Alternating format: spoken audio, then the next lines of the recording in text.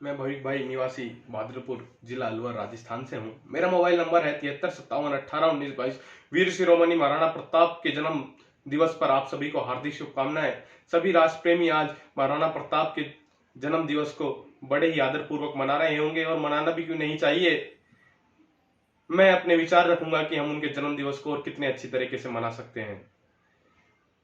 किसी भी राष्ट्र प्रेमी को मेरे विचार अच्छे ना लगे तो बुरा मत मानना, और जिस राष्ट्र प्रेमी को मेरे विचार अच्छे लगे वो इनको आगे बढ़ाने का काम करना। मैं आपसे पूछना चाहूंगा कि आपको पता है उनका जन्म स्थल और समाधि स्थल कहाँ है?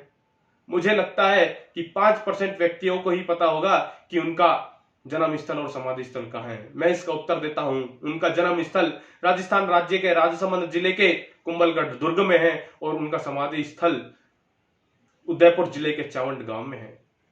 मैं अपने विचार रखूंगा और उनके जन्म स्थल की दुर्दशा का बखान करूंगा।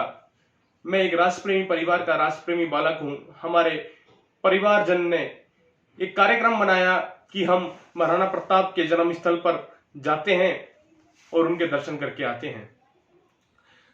हम सर्वप्रथम हल्दी घाटी पहुंचे। हल्दी घाटी को देखा, हमें बहुत अच्छा लगा। वहां महाराणा प्रताप के अश्व चेतक का समाधि स्थल बना रखा है और वहां एक थिएटर के अंदर महाराणा प्रताप के जीवनी के बारे में 15 मिनट की वीडियो दिखाई जाती है। वो बहुत ही प्रेरणादायक और प्रेरणा स्रोत है। हमें वहां देखकर बहुत अच्छा लगा। वहां महाराणा प्रताप का स्मारक बना रखा था। हम वहां देखकर अब कुंभलगढ़ दुर्ग पहुंचे।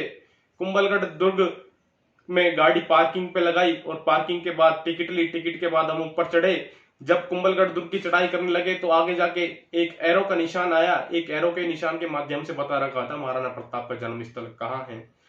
हम उस दिशा के लिए आगे बढ़े तो आगे जाके कुछ ना दिखा तो हमने गार्ड साहब से पूछा कि वीर शिरोमणि महाराणा प्रताप का जन्म स्थल कहाँ है। तो उन्होंने बोला कि ये रहा उनका जन्म स्थल। हम उस कमरे की तरफ गए। हमने उस कमरे को देखा।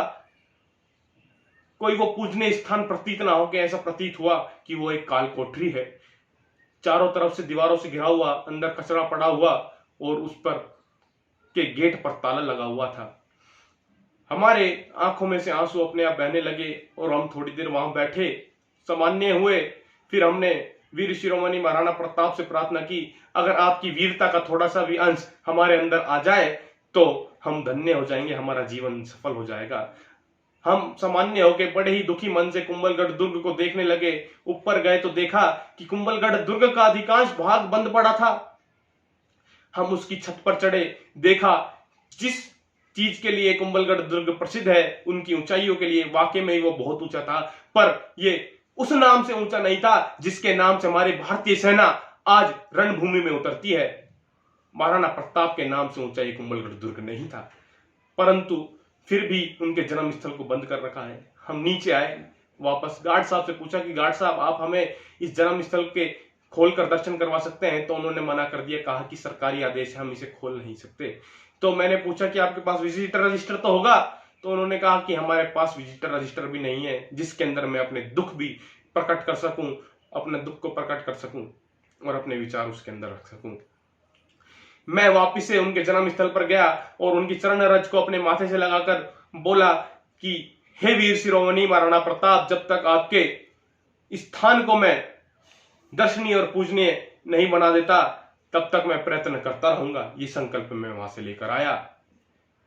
मैं मित्रों आप सबसे पूछना चाहता हूं कि उस जन्म स्थल को ऐसा ही रहना चाहिए? सभी राष्ट्र प्रेमियों का एक ही जवाब आएगा, नहीं। मैं अब आपके सामने कुछ उदाहरण रखूंगा कि उनके जन्म स्थल को किस तरह से और अच्छा बना सकते हैं। अब मैं उदाहरण रखना चालू करता हूं। हम देखते हैं कि गुरु पूर्णिमा वाले दिन गोवर्धन जी के अंदर लाखों करोड़ों श्रद्धालु अपनी भक्ति को लेकर आते हैं। हमने देखा श्री रामदेव जी के मेले में करोड़ों श्रद्धालु इकट्ठे होते हैं। हमने देखा 15 दिवसीय मेला लगता है अजमेर दरगाह पर। हमने देखा कि मरुभूमि पर मरु महोत्सव के नाम से 15 दिवसीय मेला लगता है। क्या हम सब प्रयास करेंगे तो संभव नहीं होगा? होगा, अवश्य होगा। मैं अब अपने विचार रखूंगा कि किस तरह से हम महाराणा प्रताप के जन्म स्थल को पूजनीय बना सकते हैं। अब पहला विचार है जैसे जैसलमेर की तनोट माता के सारा जिम्मा भारतीय सेना को दे रखा है, ऐसे इस कुंभलगढ़ दुर्ग का जिम्मा भारतीय सेना को देना चाहिए। इसकी व्यवस्था का जो जिम्मा है वो सारा भारतीय सेना को देना चाहिए। दूसरा विचार मेरा यह है कि उनके जन्म स्थल को खोलकर महाराणा प्रताप की एक मूर्ति स्थापित करनी चाहिए। तीसरा मेरा विचार यह है कि हम उनके स्थल को इतना पूजनीय बना दें कि एक एक 1.5 किलोमीटर 10-10 किलोमीटर पहले से एरो लगवा दें। जिला सचिवों से बात करें कि उसमें ये लिखें कि महाराणा प्रताप का जन्म स्थल यहां है। हम कुंभलगढ़ दुर्ग का नाम बदलकर वीर शिरोमणि महाराणा प्रताप दुर्ग रखें। इससे पता लगेगा हर युवा को, हर आने वाली वीर पीढ़ी को कि हमारा महाराणा प्रताप का जीवन और जन्म स्थल कहां है। अब 15 दिवसीय मेला लगना चाहिए वीर महोत्सव के नाम पर, और जितने भी महाराणा प्रताप से जुड़े वहां लोक कृति हैं, जितने भी स्तंभ हैं, सबों को जोड़कर वीरता टूरिज्म के नाम से रखना चाहिए हमें। और उसको 15 दिवस की अवधि रखनी चाहिए उस मेले की हमें, और हम वहां संसार के वीरों को इकट्ठा होते देख सकते हैं। अगर हम 15 दिन की अवधि का वहां मेला रखें तो हम सरकार से मांग करेंगे कि इस स्थान को पुनः खोलकर पूजनीय बनाएं। अगर सरकार सहयोग नहीं करती तो हम सामाजिक संगठनों को आगे आना होगा। अंत में मैं आपसे कहना चाहूंगा, अगर आपको मेरे विचार अच्छे लगे तो इनको आगे बढ़ाने का काम करना। मैं प्रयत्न करता रहूंगा। अगर मैं इस प्रयत्न में सफल ना हुआ तो मैं अपने जीवन को सफल ना मानूंगा।